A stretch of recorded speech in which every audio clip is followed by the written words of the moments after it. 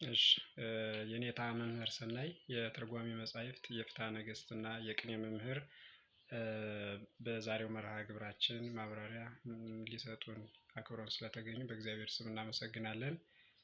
ከመጀመሪያው መርሃ ግብራችን ስንነሳ ጾም ማለት ምን ማለት ነው የሚለውን ብናይ። እሺ በጣም በስመ አብ ወወልድ ወመንፈስ ቅዱስ አሐዱ አምላክ አሜን። ይህ ድምፅ የሚሰማችሁ ሁሉ እግዚአብሔር ልጆች ሁላችሁም በኃያሉ በልዑል እግዚአብሔር ስም ሰላም እላችኋለሁ። እንደምን ዋላችሁ? እንደምን ስለዚህች ዕለትና እስከዚህ ሰዓት ደረሳችሁ? አሜን። አባቶቻችን የቅዱሳን አምላክ የእኛም አምላካችን እግዚአብሔር ይህችን ዕለት ይህችን ሰዓት ባርኮ ቀድሶ በዚህ ሰዓት ማብራሪያ እንድንሰጥ ስለ ቃለ እግዚአብሔር እንድንነጋገር ፈቅዶ ለዚህ ሰዓት ስላደረሰን አምላካችን እግዚአብሔር ስሙ የተመሰገነ ይሁን። እናታችን እናቱ ድንግል ማርያም ምስጋና ይድረሳት። መልካም ጾም ምንድን ነው የሚለውን እንድናይ ወይም ደግሞ ጾም ለምን ይጠቅማል? የጾም ዓላማስ ምንድነው? ጾምስ ምንድነው ለሚለው እንግዲህ ከሰባቱ አጽዋማት በኢትዮጵያ ኦርቶዶክስ ተዋሕዶ ቤተክርስቲያን የሰው ልጅ ሁሉ የሆነ በኢትዮጵያ ኦርቶዶክስ ተዋሕዶ አማኝ የሆነ ሁሉ ሊጾማቸውና በእነዚህ ጾሞች ስር ሆኖ ሊኖር የተሰሩ የተወሰኑ ሰባት ናቸው።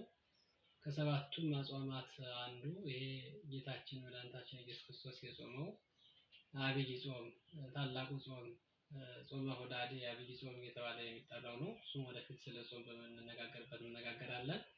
ጾም ማለት በአጠቃላይ ጾም ተከሎተ ብእሲ እምነብል በጊዜ እውቅ ጾም ማለት በታወቀው ሰዓት በታወቀው ዕለት ከመብል ከመጠጥ መከልከል ነው። ይሄ በፍትሐ ነገሥት አንቀጽ 15 ፍትሕ መንፈሳዊ ላይ ተጽፎ የምናገኘው ነው እና ጾም በሰፊው የተጻፈ በዚህ አንቀጽ ላይ ነው እና ጾም ማለት ከመብል ከመጠጥ ከጥሉላት በታወቀው ሰዓት በታወቀው ጊዜ መከልከል ነው። እንዘ ይትዔዘዝ ለዘሐገቦ ለሕግን ለሰራ ሕግን ለወሰነ ለእግዚአብሔር እየታዘዘ ከመብል ከመጠጥ ለጊዜው ከተወሰነው ሰዓት መከልከል ነው። የታወቀው ሰዓት የጾም ሰዓት በዚህ አሁን ባለንበት ሰዓት እስከ 12 ሰዓት እንዲጾም የተወሰነ ነው። ሌላኛዎቹ እስከ 9 ሰዓት የምንጾማቸው ጾሞች አሉ። አብይ ጾም ግን ለየት ያለ ነው። ስለዚህ እነዚህ ይሄን ጾም ግን የምንጾመው ይሄን ሳምንት በተለይ ይሄ ያለንበት የያዝነው የጀመርነው ጾም ግን እስከ 12 ሰዓት የሚጾም እንደሆነ በኋላ የምናየው ይሆናል እና ጾም በአጠቃላይ ከእግዚአብሔር የተሰጠን ከእግዚአብሔር ጋር የምንገናኝበት ነፍሳችንን ለስጋችንን ለነፍሳችን የምናስገዛበት ነፍሳችንን ለፈቃደ እግዚአብሔር የምናስገዛበት ጾም ማለት ከኃጢአት ለጊዜው ከመብል ከመጠጥ ተከልክለን የተወሰነልን ሰዓት ማክበር እስከተወሰነልን ሰዓት መዋል የላመ የጣመ የደቀቀ የጣፈጠ ነገር የማንበላበት ከእግዚአብሔር ጋራ የምንቆይበት የቆይታ ጊዜ ማለት ነው ጾም ማለት እና ጾምን በሰፊው ወደፊት እናየዋለን። እሺ መልካም ኔታ ከሰባቱ አጽዋማት ውስጥ አብይ ጾም አንዱ ነው ብለናል። ከአብይ ጾም ደግሞ የተለያዩ ስያሜዎች አሉ እና ከነዚህ ውስጥ የመጀመሪያው ይሄ ሳምንት ዘወረደ ይባላል። በሌላ በኩል ደግሞ ህርቃል ይባላል እና ምን ማለት እንደሆነ ቢነግሩን። መልካም እውነት ነው። ይሄ አብይ ጾም 8 ሳምንታት ያሉት ከጾምን የምንጾማቸውም 55 ቀኖች ናቸው እና የመጀመሪያው ሳምንት አሁን የያዝነው ይሄ ያለንበት ሳምንት ዘወረደ ነው የሚታወቀው። በሌላኛው በሁለተኛው ስያሜው ደግሞ ጾመ ህርቃል ይባላል። ስለዚህ ዘወረደ የሚለውን ስናይ ምን ማለት ነው ብለን ስናይ ቅዱስ ያሬድም በዚህ ወቅት የሚዘመረውን ዝማሬ ስናነሳ ሃሌሉያ የነበረ ቅድመ ዓለም የነበረ ዛሬም በመካከል ዘመን ያለ ኋላም ዓለምን አሳልፎ የሚኖር ዘወረደ እምላይሉ አይሁድ ሰቀሉ ወሚመ ኢያእመሩ እግዚአ ኩሉ የነበረውን ያለውን የሚኖረውን በቃሉ ተናግሮ የሚፈውሰውን እግዚአብሔርን አይሁድ ሰቀሉት ይላል።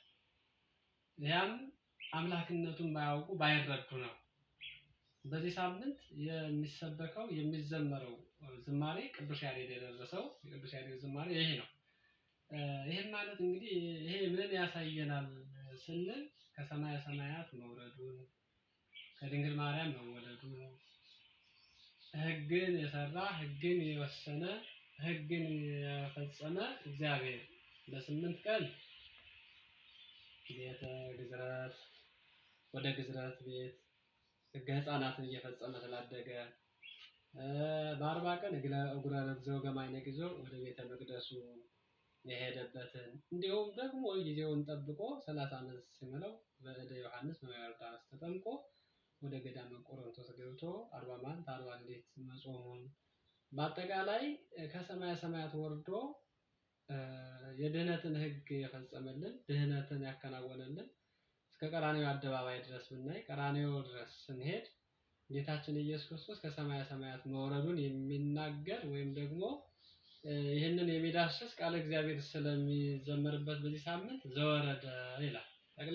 ጠቅለል አድርገን ስንመለከተው ዘወረደን ስናይ መድኃኔዓለም ኢየሱስ ክርስቶስ የወረደው ለሰው ልጆች ድህነት ነው። የጠፉትን ለመፈለግ የታውላሉትን የተጎዱትን ለማዳን ያው ከነበሩበት ከሲኦል ወደ ገነት ለመመለስ መድኃኔዓለም ኢየሱስ ክርስቶስ ወደዚህ መጥቶ መወለዱን ዘወረደ እያሉ ሊቃውንት ይጠሩታልና ከሰማይ የመጣው ወደዚህ የወረደው ከላይ የነበረው ቅድመ ዓለም የነበረው ነው። ዛሬም ያለው ነው። ወደፊትም የሚኖረው እሱ ነው። ስለዚህ አይሁድ ይሄንን አምላክነቱን ባያውቁ በቃሉ ተናግሮ በሽተኞችን የፈወሰ ማዳን የሚችል የዓለሙ ሁሉ ፈጣሪን ኢየሱስ ክርስቶስን ሰቀሉት። ከሰማየ ሰማያት የወረደው ነውና ዘወረደ የተባለው ከሰማየ ሰማያት ወርዶ በዚህ ዓለም 33 ዓመት ከ3 ወር ኑሮ ስራውን ጨርሶ የማዳን ስራውን ጨርሶ ወደ ቀደመ ቦታው ወደ ቀደመ ክብሩ ወደ ቀደመ ባህሪው መመለሱን የሚያሳይ ስለሆነ ዘወረደ ተብሎ ይጠራል ማለት ነው ይሄ ሳምንት። እሺ መልካም። ህርቃል ማለት ምን ማለት ነው? ወይም ደግሞ ህርቃል ጾሙስ መቼ ነው ወደዚህ ወደ አብይ ጾም የተጨመረው? በስሙስ ጾም እንዴት ሊጾም ቻለ የሚለውን ቢነግሩን። መልካም። ይሄ ሳምንት ዘወረደ ጾመ ህርቃል እየተባለ ይጠራልና ህርቃልስ ማን ነው ከሚለው ነው መነሳት የምወደውና ህርቃል እንደሚታወቀው ታሪክም እንደምናውቀው አባቶቻችንም እንደጻፉልን እንዳስተማሩንም ህርቃሎስ ንጉስ ነው።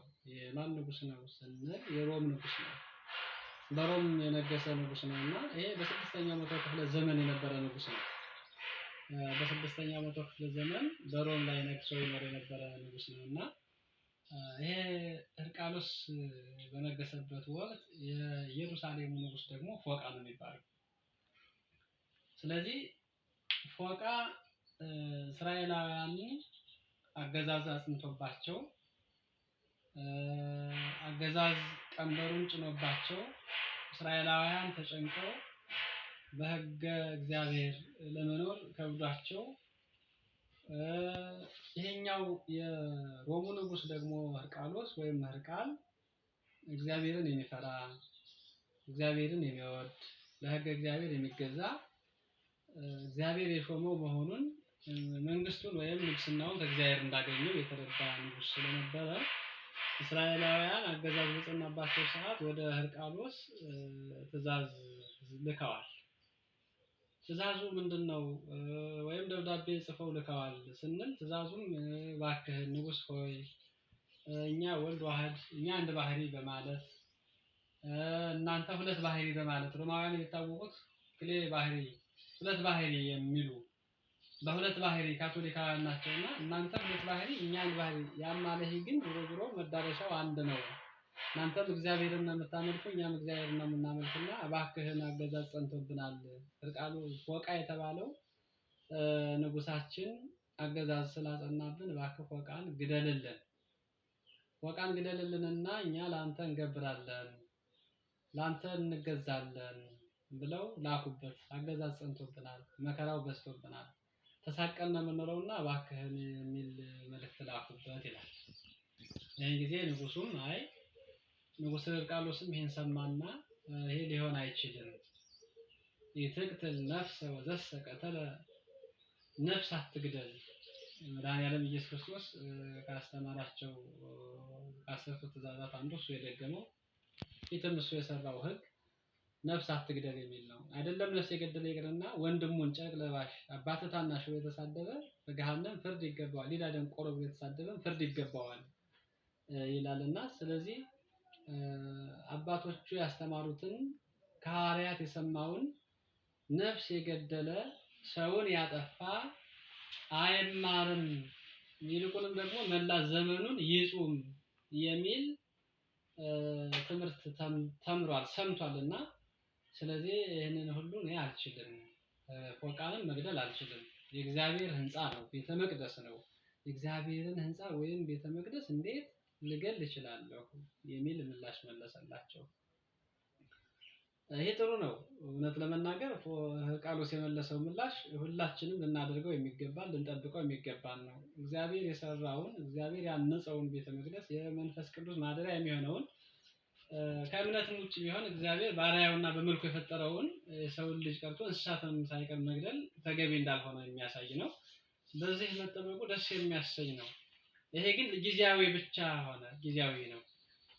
አፈጻጸሙን ስናይ ግን አፈጻጸሙ ምንድነው የሚለውን ስናይ ለጊዜው ይሄን ብሎ አይሆንም ብሎ መለሳቸው። እስራኤልም ተስፋ ቆርጠው ተቀመጡ። ለጊዜው ግን በራሳቸው ተፈላስፈው ጥበበኞች ናቸውና ወደሱ አሁንም ሁለተኛ ጊዜ መልእክት ላኩበት። እሱም ራእይ አየ ይላሉ ሊቃውንት። ግዙራን ይነስእዋ በመንግስትከ፣ ግዙራን የተባሉ እስራኤላውያን አይደሉም? ሌላ ምን አለ? ይሄ ፎቃ ነው። ስለዚህ መንግስቴን የሚወስዱብኝ ከሆነ መንግስቴን የሚቀሙኝ ከሆነ በፍጹም ይሄ ሊሆን አይገባውም። እነሱም ምንድነው እናግዛለን የሚያስፈልገውን ነገር እናድርጋለን ብለው ነበርና በራሴ ላይ በስልጣኔ ላይ ከመጣ እኔንም የሚገለኝ ሮማውያንን የሚማርክ ከሆነ ስለዚህ እኔም ወደ እስራኤል ሆኜ ከእስራኤል ጋር ወግኜ ይሄንን ሰው መግደል አለብኝ ብሎ አሰበ።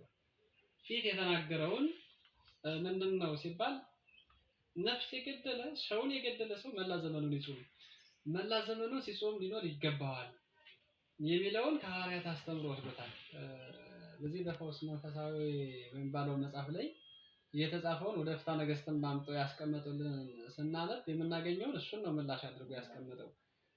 እሱ መጀመሪያ ሲጠይቁት የመለሰው ምላሽ ምንድነው ብለን ስናይ በጾም ወበጸሎት ስማጣዋ መንፈሳውያንሰ ይሰረያ ስማጣዋ ስጋውያንሰ ይሰረያ በጾም ወበጸሎት፣ ጥቃቅን የሚባሉ ኃጢያቶች በጾም በጸሎት በቀኖና ይሰረያሉ ይላል። እውነት ነው። ለምሳሌ ሰውን አለማክበር፣ ለሰው ቦታ ለመስጠት፣ ስርቆት፣ ውሸት እንዲህ አይነት ነገሮች በቀኖና በመጸጸት ይሰረያሉ፣ በጸሎት ይሰረያሉ አለ። ዋጣዋ መንፈሳውያንሰ ይሰረያ በጾም ወበጸሎት፣ ሰውን መግደል፣ ሰውን እንደመግደል ያሉ ከባባድ ኃጢያቶች ግን በጾምና በጸሎት አይሰረዩም። ዘእንበለ በምንኩስና ይላል። በምንኩስና ካልሆነ በስተቀር ያው በበረሃ ወድቀው አሸዋ እየቆረጠሙ ጤዛ እየላሱ ድንጋይ ተንተርሰው ካልሆነ በስተቀር ነፍስ የገደለ ሰው መላ ዘመኑን አክሊለ ሦኩን አድርጎ እያለቀሰ እያነባ በረሃ ውስጥ ከአራዊት ጋር ተስማምቶ ካልሆነ በስተቀር ኃጢያቱ አይሰረይለትም።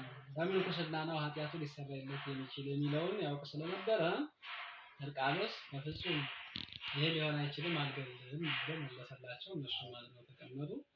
በኋለኛው ሰዓት ግን እነሱም በጥበብ ተጠቅመው ሮማውያንን ዘርፋለሁ ንጉሱንም ሕርቃሎስን እገላለሁ ብለዋል ብለው ነገር ሰጡበት። ይህን ሲሰማ ግን ያን ያላችሁኝን አልረሳሁም አላቸው። አልዘነጋሁም፣ የረሳሁት እንዳይመስላችሁ በፍጹም። እዚያው ላይ ያየው ራእይም እስራኤል እሱን እንደሚዘርፉ እሱንን እንደሚማርኩ እነሱ መካከል አንዱ ፎቅ አይደለምን ምንም ጨካኝ ንጉስ ቢሆን ብሎ ከተት ሰራዊት ምታ ነጋሪት ብሎ ወደ እስራኤል ወደ ኢየሩሳሌም ዘመተ ይላሉ ሊቃውንት። በፍትሐ ነገሥት አንቀጽ 15 ላይ ታሪኩ ተጽፎልን የምናገኘው ነውና ወደዚያ ተነስተው ሄዱ። ሲሄዱም ሰራዊቱን አስነስቶ ወደ ኢየሩሳሌም ገባ። ኢየሩሳሌም ገብቶም አልገልም ያለውን ቅድም ሲናገርበት የነበረውን አንደበቱን ገልብጦ ቀይሮ ፎቃን ገደለላቸው። እስራኤልም መጀመሪያ የነገሩት ሰው የገደለ መላ ዘመኑን ይጹም ብለው ነበርና አንድ ሰው ቢኖር 80 ዘመን ነው። ከ80 ዘመን የበለጠ አይኖርም። ይሄንን ተካፍለን እንጾምልሃለን ብለው ስለነበረ እሱም ሄዶ ገደለላቸው። እሱን ከገደለላቸው በኋላ በሉ ይኸው የምትሹትን አድርጌያለሁ፣ ፈጽሜያለሁ። አሁን ግን የእናንተ ድርሻ ነው። መሆን ያለበት ምንድነው ካላችሁ ፎቃን ገድዬላችኋለሁ፣ ነፃነትን አውጀላችኋለሁ። ከዚህ በኋላ እናንተም የገባችሁልኝ ቃል ኪዳን ትፈጽሙ ዘንድ በሉ ተካፈሉና 70-80ውን ዘመን ልትጾሙት ይገባል አላቸው። 70-80ውን ዘመን ይጾሙት ዘንድ የተነጋገሩት ቃል የገቡለትን እስራኤልም ተሰባሰቡና መጣው እውነት ነው ብለው ጾሙን 80ውን ዘመን ቢካፈሉት ይላል 5 ቀን ደርሷቸዋል። ለአንድ ሰው 5 ቀን፣ ለአንድ ሰው 5 ቀን ደርሷቸዋል እና ይህን ጾም የጾሙት እስራኤላውያን ናቸው ይላል። ለማን ሲሉ? ስለ ሕርቃሎስ ሲሉ ነፍስ ገድሏልና በእድሜው ልክ በዘመኑ ልክ 80 ዘመን ይኖራል ብለው ገምተው 80ውን ዘመን ሁሉ ቢካፈሉት ለእስራኤል 5 ቀን ደርሷቸው ይሄንን ሳምንት ያው ጾመውታል። ስያሜውንም ያገኘው በዚህ ነው። ጾመ ሕርቃል የተባለ ስለ ሕርቃል የተጾመ ጾም ስለሆነ ነው። ስለ ሕርቃል የተያዘ ሱባኤ ስለሆነ ጾመ ሕርቃል ተብሎ በንጉሱ ስም ተሰይሟል ማለት ነው።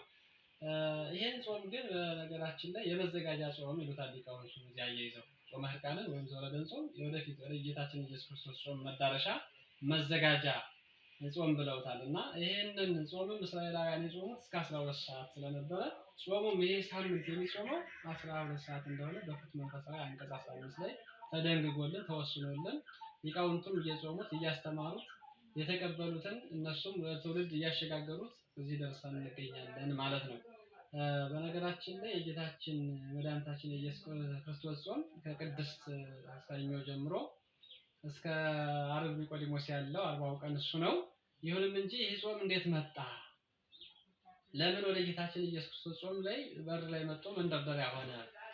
የሚለውን ስናይ ሊቃውንት ቤተክርስቲያን ይሄንን ስርዓት እየሰሩልን እንግዲህ ይሄ ዘመኑ ራሱ ንጉሱ የነበረበት 6ኛው መቶ ክፍለ ዘመን ነው። ከዚያ በኋላ መሆኑን ያሳየናል ማለት ነው። ለምን ቢባል አንድም አባቶቻችን ሐዋርያት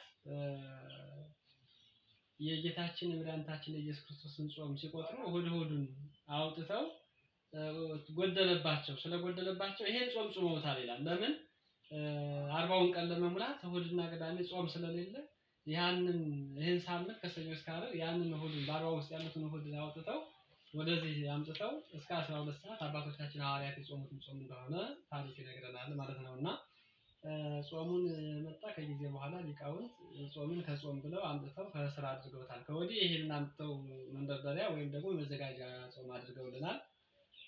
ይልቁንም እስራኤል እረፍት ያገኙበት፣ ከባርነት ነፃ ያወጡበት፣ እኛም ደግሞ ከባርነት ከዲያብሎስ ግዛት ነፃ የምንወጣበት ኢየሱስ ክርስቶስ ሶስቱንም አስታጣው ድል ከነሳበት ጾም ዋዜማ ላይ ይሄን ጾም መጾማችን የመዘጋጃ ጾም አድርገን ወደ ዋነኛው ጾም ለመሄድ ይመቸን ዘንድ አባቶቻችን የጾሙት ጾም ስለሆነ እኛም እንድንጾመው የተወሰነልን ስራ ስለሆነ ከጊዜ በኋላ የመጣ ነው። ከ600 ዓመት በኋላ ወደዚህ መጥቶ ተወስኗል ማለት ነው።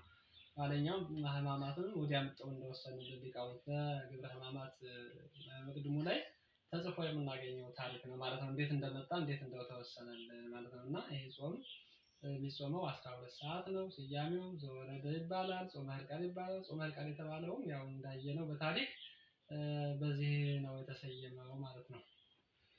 እሺ መልካም የኔታ እዚህ ጋር አሁን ይሄ ሳምንት ጾመ ሕርቃል ይሰኛል ብለናልና ሕርቃል የተሰኘበትም በንጉሱ አማካኝነት ነው። የጾሙት ደግሞ ሐዋርያትም ጾመውታል፣ ነገር ግን እስራኤላውያንም ጾመውታል ለንጉሱ ለሕርቃል ብለናልና ምናልባት አሁን እዚህ አንዳንድ መጾም የማይችሉ ሰዎች ቢኖሩ ለነርሱ ሌላ ሰው መጾም ይችላል ማለት ነው። መልካም እንዳጠቃላይ ይሄ ጾም ክርስቲያን ለሆነ ሁሉ የታወጀ ጾም ነው። ከደከመ ከአረጋዊ ከታመመ ሰው በስተቀር ይህን ጾም የማይጾም የለም። ከ7 ዓመት በላይ ያለ ሁሉ ማንኛውም ሰው ይጾመው ዘንድ ግዴታ ነው። ይሄ የአዋጅ ጾም ነው። ቅዱሱ ጾመ ወስብኩ ምህላ፣ ጾምን አውጁ፣ ጾምን ቀድሱ፣ ምህላውንም ደግሞ አውጁ ተብሎ የታወጀበት ከ7ቱ አጽዋማት አንዱ ይሄ ጾም ነው። ምክንያቱም አብይ ያሰኘበትም እኮ በቀናትም ረጅም ስለሆነ የጌታችን የመድኃኒታችን የኢየሱስ ክርስቶስ ጾም ከ6ቱም አጽዋማት ሁሉ ይበልጣል፣ በቀናትም ይበልጣል። ስራ በመስራትም እውነት ነው ከዲያብሎስ ባርነት የተላቀቅንበት ከሲኦል ወደ ገነት የሰው ልጅ የተሻገረበት ትልቅ ጾም ስለሆነ ጾም 55 ቀን ነው የምንጾመውም። ይሁንም እንጂ ግን የታመሙ ከሆኑ እንደ ስኳር፣ እንደ ግፊት በሽታ ያለባቸው የሚጥላቸው አቅም የሌላቸው የደከሙ እንደዚህ ካልሆነ በስተቀር እንደው አቶኛል ደክሞኛል ዝይ ያለው። በነገራችን ላይ ጾም ያበረታል፣ ጾም ያጀግናል፣ ጾም ያጠነክራል። ሰው በጾም ይሄንን ስናነሳ ዛሬ በመሰረቱ ቅዱስ ገብርኤል ነው። በዚህ ቀን የምናስባቸው ሰለስቱን ደቂቅን ማንሳት እንችላለን። ወይን ጠጅ ከሚጠጡት ስጋ ከሚቆርጡት ይልቅ በመጾማቸው ያገኙትን በረከት መልካቸው ደምግባታቸው እንደ ፀሐይ ሲያበራ እንደ ከዋክብት ሲያሸበርቅ ነው ያየነው እና በመብል በመጠጥ የሰው ልጅ አይወፍርም፣ መልኩም ሊያምር አይችልም። የሰው ልጅ ስላልበላም ደግሞ አይከሳም። ስለዚህ መልካችን ተወልጋል ይከሳል፣ ጨጓራችን ተነሳ፣ ኩላሊታችን ያመላል። እንዴ ይሄ ሁሉ የሰይጣን ፈተና ነውና ጠቅለል አድርገን ስናይ ግን ይሄ ጾም በመሰረቱ አንዳንድ የሚያውቁት ሁልጊዜ የሚጾሙት ነበር ይላል። የማያውቁት ግን አንድ ጊዜ ብቻ ጾመው ተውታል። ይሄ ጾም ግን ዘላቂነት እንዳለው የምናየው አባቶቻችን የአዋቂ የሆኑ ያስተዋሉ ሰዎች በረከት ያገኙበት ይልቁንም ነፃነት የታወጀበት ጾም እንደሆነ አውቀው እስራኤላውያንም ሁልጊዜ የሚጾሙት ነው። ከነሱ መካከል ደግሞ አንድ ጊዜ ጾመው ተውታል። እንዳጠቃላይ ሰው እውነት ነው ለደከሙ ሰዎች እስከ 12 ሰዓት እኛ እንጾማለን። ምን ሰዓት ነው የምንጾምላቸው? ምን ሰዓት አግኝተን ምን ጊዜ አግኝተን ነው ለታመሙ ለደከሙ ሰዎች የምንጾምላቸው? በሌላው ጊዜ እውነት ነው አባቶች ንስሐ በሚሰጡበት ሰዓት ልጆቻቸው መጾም ሳይችሉ ልጆቻቸውን እነሱ መጾም እንደሚችሉ፣ ልጆቻቸው መስገድ የማይችሉ ከሆነ ልጆቻቸው መስገድ እንደሚችሉ፣ ልጆቻቸው አቅም ከሌላቸው ስለ ልጆቻቸው ሲሉ የሚከፍሉት መስዋዕትነት ይቻላል። በዚህ ሳምንት ግን እስከ 12 ሰዓት ስለሚጾም ምን ጊዜ ተገይቶ ነው? እስከ 9 ሰዓት የሚጾሙ አጽዋማት ባሉበት ሰዓት ግን የራሱን የግዴታውን እስከ 9 ሰዓት ጾሞ እስከ 12 ሰዓት የእነዚያን ተክቶ መጾም ይቻል ነበር። በዚህ ሳምንት ግን ለሌሎቹ መጾም የሚቻል አይደለም፣ ጊዜም የለም። እሺ መልካም ነው። እዚህ ጾሙ ላይ ሳንወጣ ከቅዳሴ በኋላ በተለይም ሰራው ከሆነ በኋላ ከ9 ሰዓት በኋላ አሁን አይጾም የሚሉ አንዳንድ ሰዎች አሉና በእርግጥ ፍትሐ ነገሥት በእንተ አጽዋማት ላይ እስከ 12 ሰዓት እንድንጾም ታዘናል። ነገር ግን ቅዱስ ሥጋው ክቡር ደሙ ከተቀበሉ በኋላ መጾም ደግሞ አይገባም እና ይሄ እንዴት ነው አስታርቆ መሄድ የሚቻለው የሚለውን ቢነግሩን። መልካም እውነት ነው። እንግዲህ የመስዋዕት ጊዜ አለ። የመስዋዕት ጊዜ ያው 9 ሰዓት ነው መስዋዕት የሚፈጸመው የሚከናወነው። ቀዳሾች መንፈሳዊ ምግብ ነው የተመገቡት፣ ስጋዊ ምግብ አይደለም። ይሄንን ሰዎች አሁን ከስጋዊ ምግብ ጋር እያገናኙት ቀምሰዋል፣ በልተዋል። ወይ እነሱ የበሉ የዘላለም ሕይወት የሚያሰጣቸውን የመድኃኒዓለምን ቅዱስ ሥጋውን ነው ክቡር ደሙን ነው የጠጡ። ስለዚህ ይሄን ከስጋዊ ምግብ ጋር ማገናኘት አይቻልም። ምንድነው በዚህ በመጽሐፈ ሲኖዶስም እስቲ ተጠይሞም ያሉ ትንሽ ቀምሰው አፋቸውን አቁረው የዋሉ የሚል አግኝተናልና ምንድነው ቀዳሾችም ይሁኑ ስጋው ደሙን መንፈሳዊ ምግብ ነው የተመገቡት። እሱን ከተመገቡ በኋላ ሰዓቱን ለማስቆጠር አፋቸውን ሽረው መዋል ይችላሉ። ሌሎችም አስቀዳሾችም ቢሆኑ እዚያው ልክ ነው። ቅዳሴ በኋላ ጾም የለም። ለምን ጾም ከሌለ ለምን ተወሰነ? ሳነገስ ላይ ለምን ተወስኖ ተቀመጠ? 12 ሰዓት የምንጾምበት ዓላማ ምንድነው ካልነኮ በኋላ የምንበላቸው ፋሲካው ላይ ረቡዕ ዓርቡ ስላሉ እነሱን ለመተካት ነው። እርግጥ ጾም 9 ሰዓት ነው። ከ9 ሰዓት በላይ እኮ አሁንም አልጾምንም። እነዚህን ጾሞች ግን አውጥተን እዚያ ጋር ስንወስዳቸው 9 ሰዓት ለ8 እሁዶችና ማነው ለ8 ረቡዕና ለ8 ወይም ለ8 ዓርብ ለእነዚህ ለ14ቱ ቀናት የምንጾመው ጾም ነው ማለት ነው። ከ9 ሰዓት በኋላ የምንጾመውን ሰዓት ስንቆጥረው ልክ ያን ጊዜ ልክ ይመጣልናል ማለት ነው እና አሁንም ቢሆን ከ9 ሰዓት በላይ አልጾምንም። ያ የምንበላቸውን ተክተን እንደ ጾምነ ሊቃውንቱም ያስተምሩናል ማለት ነው እና ጠቅለል ስናደርገው ግን እስከ 12 ሰዓት እንድንጾም ይህን ሳምንት ታዘናል። ህጉ ተወስኖልናል። ማን ችሎት ነውና ጾም ከ9 ሰዓት በላይ የለም ብሎ መናገር ደፍሮ የተቻለ ከምን አግኝተውት ነው? የትስ መጥቶ ነው? ስለዚህ እስከ 12 ሰዓት እንጾም ዘንድ ግዴታ ነው። ያስቀደሰም አስቀድሶ ቤቱን ሄዶ ውሎ መብላት ይችላል ነው። እሺ ምናልባት ሰዓቱን ተለዋጭ ቢያደርጉስ? ለምሳሌ 9 ሰዓት ላይ ቅዳሴ ካለቀ በኋላ ይመጣሉ፣ ይመገባሉ። ከዛ ድጋሜ ሳይበሉ ግን በ24 ሰዓት አንድ ጊዜ ልክ እንደዚህ ቢደረግስ? የግዴታ እስከ 12 ሰዓት የሚለውን መጠበቅ አለብን ግዴታ ነው ወይስ በ24 ሰዓት አንዴ ግን እየበሉ 9 ሰዓት ላይ ያስቀደሱ ካስቀደሱ በኋላ ቢመገቡስ? ሰዓቱን ተለዋጭ ማድረግ አንችልም። ለምን? አልተጻፈልንም። አልተጻፈ ማንበብ ነው የሚሆነው እና ለምሳሌ ከምሽቱ 3 ሰዓት በኋላ መብላት አይቻልም። ከምሽቱ 3 ሰዓት በኋላ መብላት እንደማንችል ይታወቃል እና ስለዚህ መቼስ በልተን ነው ተለዋጭ ልናደርገው የምንችለው? ምን ሰዓት ተበልቶ የተቻላቸው እኮ አክፍለው 2 ቀን 3 ቀን ውለው ነው። ያልተቻላቸው ደግሞ ሰዓቱን ለመጠበቅ ጊዜውን ለማድረስ ያኛውን የምንበላቸው ረቡዕና ዓርብን ለማስተካከል ግድ ስለሆነ ነው ይሄን እስከ 12 ሰዓት የምንጾመው። ከሰኞ ማነው ቅድስት ከሰኞ ከቅድስት ሰኞ ጀምረን እስከ ኒቆዲሞስ ዓርብ ደግሞ 1 ሰዓት ቀንሰን 11 ሰዓት የምንጾመው ሰዓቱን ለማምጣት ነው ወዲያኛውን። ዋናው የጾም ዓላማ ግን ነገራችን ላይ ሰዓት ብቻ መቁጠር አይደለም። ከክፉ ነገርም መጾም እንዳለብን አይናችን እዝን ይጹም፣ ጆሮ ክፉ ከመስማት ይጹም፣ አይን ይጹም፣ አይንም ደግሞ ክፉ ከማየት አይቶ ከመመኘት ይጹም፣ ልሳኔኒ ይጹም ተናግሮ ስም፣ አንደበትን ደግሞ ክፉ ከመናገር ይጹም ነው እና የተሰራልንን ስርዓት የመጀመሪያ ስርዓት አድርገን ስናከብር ከዚያ በኋላ ደግሞ መጾም ካለብን ነገሮች ሁሉ መጾም እንዳለብን ከእህል ውሃ ብቻ የሚጾሙ ሰዎች አሉ። እህል ውሃ ብቻ ጠባቸው እህል ውሃ ላይ እስከ 12 ሰዓት ውለው ማታ የሚጣሉ የሚሰርቁ፣ ሰውን የሚገፉ፣ ሰውን የሚያሳድዱ፣ ሰውን የሚያፈናቅሩ ሰዎች አሉ። ይሄ ጾም አይደለም። ጾም ሊባልም አይችልም። ከሁሉም ነገር እንጾም ዘንድ የታዘዝነውና ሰዓቱንም ስርዓቱንም ማክበር እንዳለብን መጻሕፍት ያስተምሩናል ማለት ነው። እሺ መልካም የኔታ የአጠቃላይ ጠቅለል አድርገው የሚነግሩን ካለ? መልካም ይሄንን ጠቅለል ለማድረግ ይሄንን ያለንበትን ሳምንት ስንጾም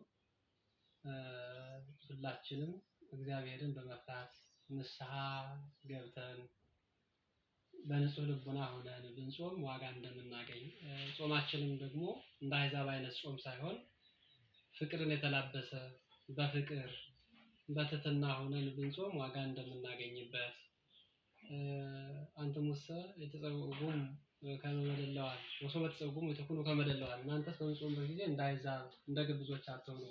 እነሱ ለይምሰል ለሰው ይምሰል ፊታቸውን አጠውልገው መልካቸውን አጥቁረው ፊታቸውን ቋጥረው ይታያሉ። እውነት እላችኋለሁ እነሱ ዋጋቸውን በዚህ ምድር ላይ አጡ ነው የሚለው እና ዋጋቸው በምድር ተከፈላቸው፣ ሰማያዊ ዋጋቸውን ግን አጡ።